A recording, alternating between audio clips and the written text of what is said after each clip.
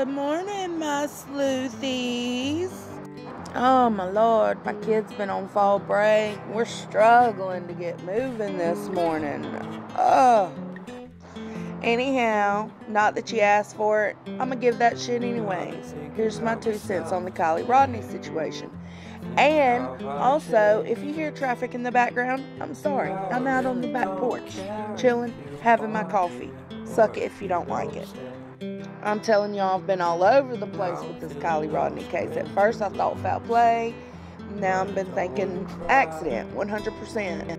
Well, now, since the autopsy report's been released, I'm more like 70% accident, 30% foul play. And I really hate to say that because I hate being wishy-washy and going back and forth, but let me tell you my reason why. In paramedicine, you learn how the brain, the heart, and the lungs all need each other to work. The only way medically that she could not have water in her lungs is if she was dead before she went in the water. That's not my opinion. That is a medical fact. That's the problem. I can't explain that away. I don't know. I don't know how she would drive in the water herself and there not be water in her lungs. It's just so mind-blowing to me. The fact remains, though, if she was conscious, if she was driving that car and went in the water by accident, she would have water in her lungs. So let's use another example. What if right there at the end of the trail, where she was supposed to keep making the turn and she ended up going straight, what if right there is where she overdosed? What if right there is where her heart stopped beating? And of course, with the momentum kept going towards the water. What if right there, that's when that happened? That would surely answer the question as to why no water in the lungs, right? I mean, because then she wouldn't be breathing. Her heart would have stopped. Wrong.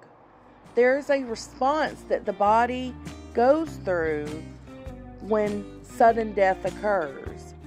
A lot of people know about this, and a lot of people don't. I've witnessed it many times firsthand. It's called an agonal gasp.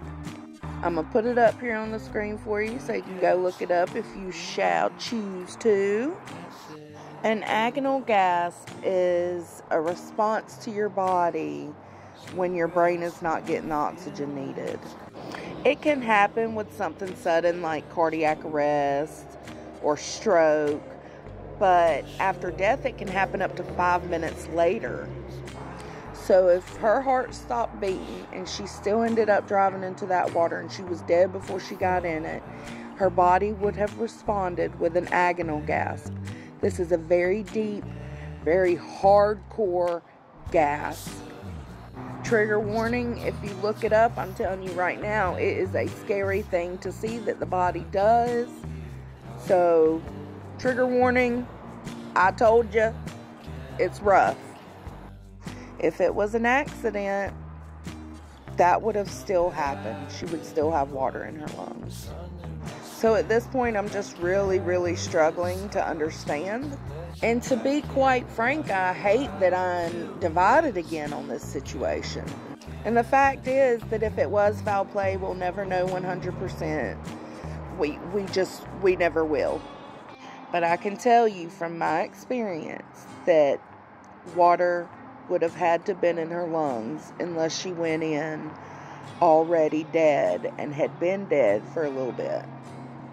At least past the time allowed for an agonal gasp to occur.